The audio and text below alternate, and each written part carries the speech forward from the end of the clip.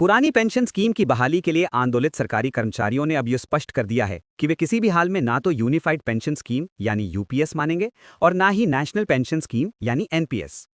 कर्मचारियों के संगठित और राष्ट्रव्यापी विरोध ने सरकार की रणनीति को हिला दिया है और अब फैसला केंद्र सरकार को करना ही पड़ेगा। 1 अप्रैल 2025 से सरकार द्वारा लागू यूपीएस को कर्मचारियों ने पहले दिन से ही खारिज कर दिया था। सरकार ने तारीख बढ़ाकर, अपील करके, प्रचार चलाकर, जागरूकता अभियान चलाकर यूपीएस को लागू कराने की कोशिश की, लेकिन कर्मचारियों की स्पष्ट अस्वीकृति ने इस योजना को शुरुआत में ही ठप कर दिया। करीब 24 लाख कर्मचारियों में से केवल कुछ हजार कर्मचारियों द्वारा यूपीएस को अपनाया जाना इस विफलता का सबसे बड़ा प्रमाण है। इतने विशाल वर्ग की अनदेखी करके बनाई गई यूपीएस न विश्वास जगा सकी और न ही भविष्य की सुरक्षा का भरोसा। कर्मचारियों ने सरकार को साफ संदेश दिया, हमें ओपीएस चाहिए, बिना शर्त चाहिए और तुरंत चाहिए। कर्मचारी संगठनों ने यह भी दर्ज करा दिया कि पेंशन उनका अधिकार है, दया या उपकार नहीं। यूपीएस और एनपीएस दोनों में पेंशन की राशि बाजार और योगदान पर निर्भर होती है, जबकि ओपीएस में सेवानिवृत्ति के बाद जीवन भर सुनिश्चित आय और महंगाई भत्ता मिलता है।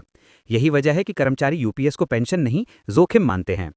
दिल्ली के जंतर मंतर से लेकर राज्यों की राजधानियों तक बड़े बड़े प्रदर्शन हुए। आंदोलन ने सरकार को मजबूर किया कि वे बार बार बैकफुट पर आएं, बैठकों का दौर चलाएं और विकल्पों पर पुनर्विचार करें, लेकिन अभी तक ठोस निर्णय नहीं लिया गया है। संसद का शीतकालीन सत्र शुरू होते ही ये मुद्दा और गर्म होगा। कर्मचारियों के आंदोलन के आंकड़े और असंतोष संसद में सीधे रखे जाएंगे। केंद्र सरकार चाहे जितनी कोशिश कर ले, यूपीएस को लोकप्रिय विकल्प बताने की रणनीति अब ध्वस्त हो चुकी है। सरकार के पास अब सीमित विकल्प हैं। पहला, यूपीएस और एनपीएस को पूरी तरह समाप्त कर ओपीएस बहाल करे। दूसरा, कर्मचारियों का विरोध, राजनीतिक दबाव और अविश्वास झेलने का जोखिम उठाए। कर्मचारियों का रुख स्पष्ट है, कोई समझौता नहीं, कोई नया मॉडल नहीं, सिर्फ ओपीएस। कर्मचारी संगठन ये भी चेतावनी दे चुके हैं कि यदि यूपीएस की वापसी और ओपीएस की बहाली की घोषणा बजट सत्र से पहले नहीं हुई तो आंदोलन और अधिक उग्र और व्यापक होगा। संसद के बाहर और अंदर दोनों जगह सरकार को घेरा जाएगा। कई राज्य पहले ही ओपीएस बहाल कर चुके हैं और उन्होंने केंद्र को स्पष्ट जवाब दिया है कि उनके कर्मचारी किसी भी हाल में यूपीएस या एनपीएस में स्विच नहीं करना चाहते। इससे केंद्र की दलील और कमजोर पड़ गई है। अब सरकार चाहे तो देर कर सकती है, लेकिन बच नहीं सकती। यूपीएस यदि जारी भी रही तो सिर्फ कागजों में। उसे चलाने के लिए कर्मचारियों का समर्थन ही नहीं है। बिना समर्थन कोई भी योजना लंबे समय तक टिक नहीं सकती।